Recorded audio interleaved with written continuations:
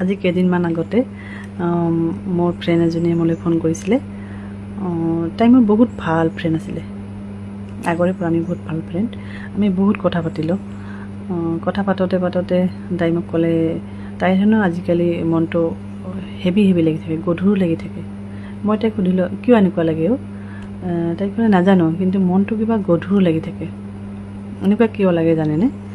এনেকুৱা লাগে যেতিয়া আমাৰ মনটোত বহুত ক্ষত, পীড়া, আঘাত বা কোনোবাই কোৱা কথাবোৰ বাৰে বাৰে আমনি কৰে আমাক, তেতিয়া আমাৰ মনটো এনেকুৱা লাগে।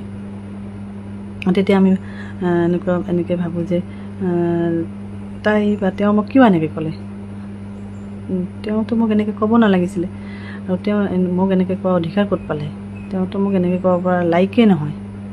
আমি তেতিয়া এনেকৈ ভাবোঁ, আৰু তেতিয়া আমাৰ মনটো বেয়া লাগে, আৰু তেতিয়া আমাৰ মনটো গভীৰ হৈ যায়, গধুৰ অনুভৱ কৰোঁ আমি তেতিয়া।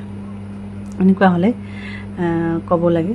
আপোনালোকেও কৈ চাবচোন, এনেকুৱা হ'লে কৈ চাবচোন, I am sorry, please forgive me, thank you, I love you.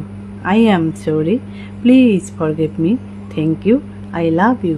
I am sorry, please forgive me, thank you, I love U.